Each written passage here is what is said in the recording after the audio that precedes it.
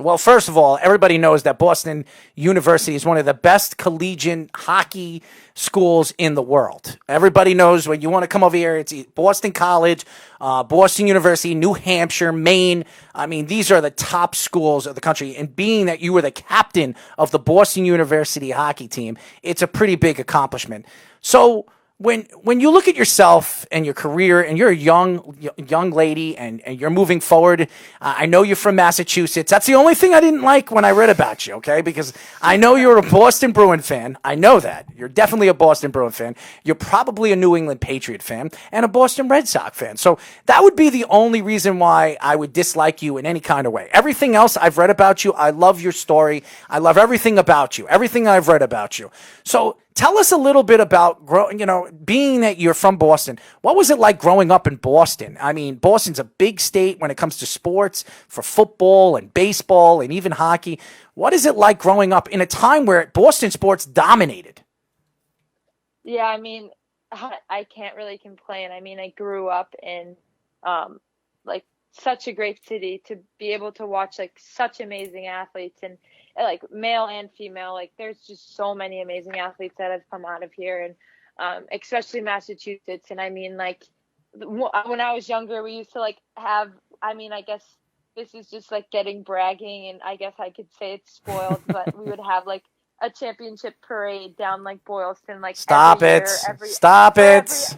every other year. So I mean, like, I wouldn't say they got old, but it was just. I mean, it's so great to have those athletes, and I think that all the Boston athletes, that whether it's the Bruins or the Celtics or the Pats or the soccer teams, and I think that they're just all the guys that they bring into the city are all great guys too. Like the girls, guys, like they just. It's a good city to be a part of. It's a good it's a good community. It's a good family. We're diehard sports fans, so it's a very good like environment for me to be in, to grow up being an athlete, wanting to be the best athlete.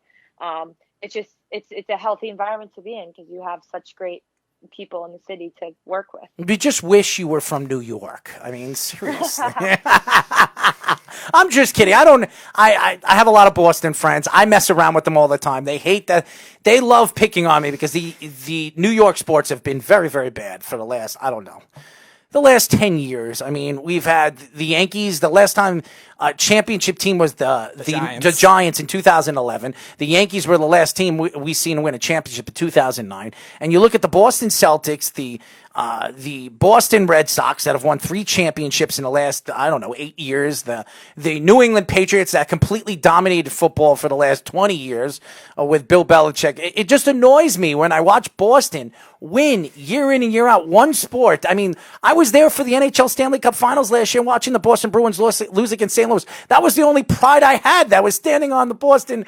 I was in the middle of the ice and I watched St. Louis hoist the cup, not the Boston Bruins. That was the only pride thing I've seen in the last couple of years. But it's amazing what Boston sports have done in the last couple of years. And then seeing somebody like you from Massachusetts get drafted as the number 1 overall pick in the NWHL, it's an amazing feat. And I think that United States hockey is in good hands with somebody like you, Sammy. Yeah, thank you. So you mentioned the Beanpot earlier, and that's definitely one of the biggest things when it comes to Boston's hockey culture. Very good college hockey culture with all those rivalries. My brother actually goes to Northeastern, and he said, even with all those pro sports teams we rooted for as kids, he never felt more stress in his life than in those Beanpot games, and those Beanpot final games especially. Oh, yeah. So what was that whole experience like playing in those games? Like Errol said earlier, you won an MVP in one of those tournaments. 2019. Yeah. Her junior year, which was her best year, yeah. So what was that tournament like, and what was the experience and the culture like with the fans, just with the whole city? Yeah, I think like growing up in Boston, the Beanpot was something that I always wanted to be a part of. Like I knew I wanted to play college hockey in Boston, and I grew up here. I'm like, I want to represent the city. I've always wanted this, and it's so fun. It's just so fun. It's like the bragging rights over the city, and it's just huge. Like all the college like student bodies get involved, and the environment was just crazy the year we won it, and it was at Harvard. And I remember we were on the ice till midnight. It was like double OT, and I like didn't even sleep the next day because we were up so late. Like we were just reliving the moment, and we just like it was just so surreal, and it was probably like it was the best night of my college career. Like I will never forget the night that we won the Beanpot. It was just so fun, so fun. We are talking to 2020 NWHL #1 overall pick forward Sammy Davis. Now, Sammy, we do this with a lot of recruits. We ask him silly questions, but I've never done this with a recruit woman. So this is going to be intriguing and very interesting, and we like to have fun with this. So are you ready for the crazy questions? Yes, go ahead. Okay, question number 1. Did you ever have a stuffed animal that you slept with every single day until you became a teenager? Yes or no? I have a blanket that I still kind of sleep with. And was it specific? Where did you have it since you were a kid? Do you still sleep with it to this day? Yes. Is it? Did your mom make it? Bed. Did your mom make it? It was like my like cousin. Like it was like a baby blanket. It has like a verse from the Bible on it. It's Wow. Are you very religious? No, it's like a cute little like saying. It's nice, yeah. It's all ripped up now, so I can't even see it. But you have it, and you've been using it for years. So there you go. Yeah. Just remember, when you get married, you tell your husband you don't touch that damn blanket. You don't touch that blanket. Question number 2. Favorite snack to eat before a game and why? Oh, man. I, don't eat that much before a game because I always get, butterflies because I get so excited. But my go-to snack is usually, a banana and peanut butter. Wow. Or just a banana. Mm-hmm. Banana and peanut butter. Have you ever heard that before? Oh, they're my 2 favorite ice cream flavors. I know that. Banana and peanut butter. I've never heard that before. That's interesting. What are the usual snacks? You know what I like all different snacks, and I try to stay away from snacks because it's not enough for me. Or even when I played hockey, if the coach would bring us snacks like Doritos or little bags of Doritos, I would snatch up 3 or 4 of them and hide them in the bathroom. And I'd go to the bathroom. Coach, I got to go to the bathroom. And I'm trying to fill my stomach because when I used to play, I'd sweat so much, and how many calories I was 125 pounds when I was a kid in high school, so I was thin, So I had to eat. So did you guys have that those traditional snack travel packs? For yeah, all the teams, the coach, all those 40 bags and all the varieties. Here's the thing: I am a Baby Ruth fan, Sammy. I love Baby Ruths. So before a hockey game, wow. Yes, interesting. Yes, I ate I could eat anything before. I never had to. The only time I ever threw up because I ate too much before a hockey game was a tournament. I went to Toronto. I was with my team, and before the game, we went to I think a hamburger place or something like that, and I had a bad hamburger, and I like to put onion rings on my burgers and stuff like that. I guess maybe that's what got me sick.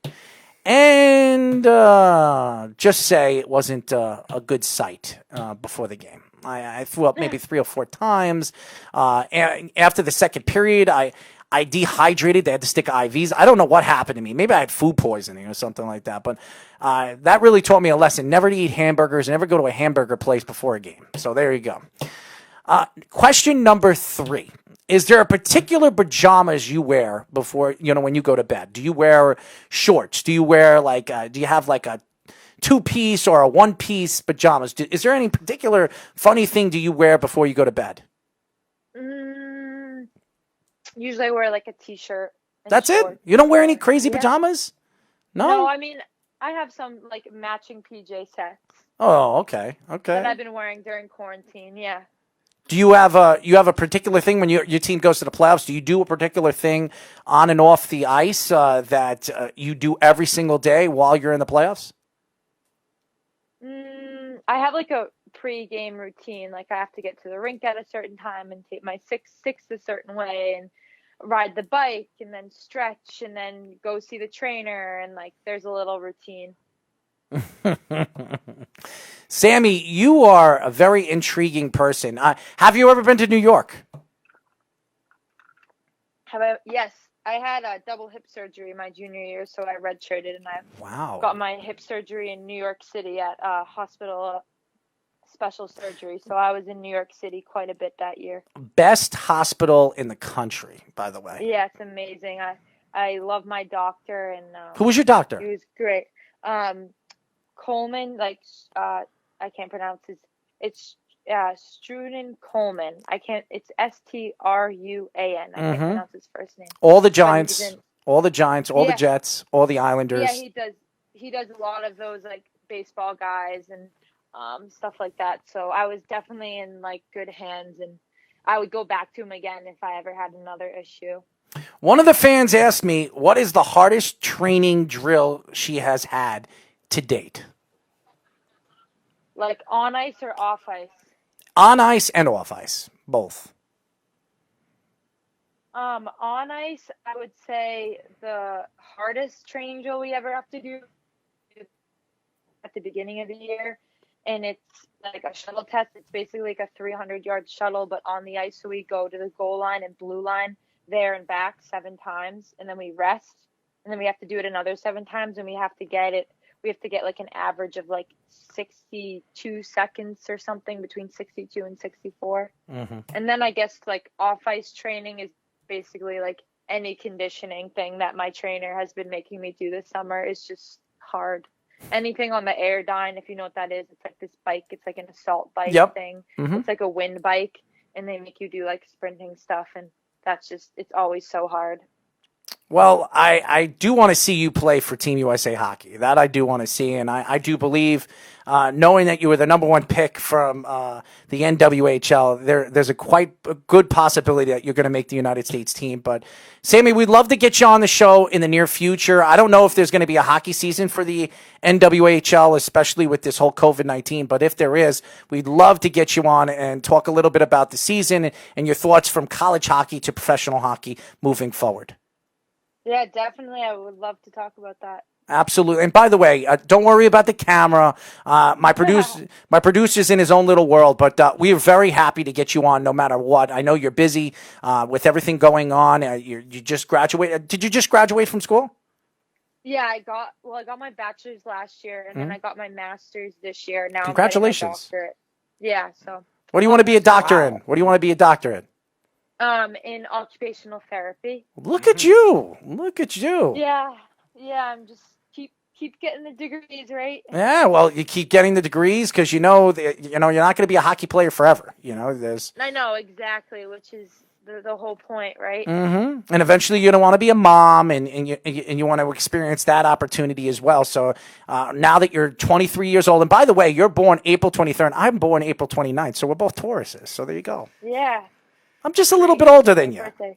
I'm just a little bit older than you. I'm 38. You're 23. So there's a little bit of a difference there. But listen, I really appreciate you joining us. I know you're very, very busy. I hope you and your family are protecting yourselves out there right now with the COVID-19 situation. And like I said, I'd love to get you on in the very near future and talk a little bit about your professional hockey career moving forward. Definitely. Sammy, thank you. No problem.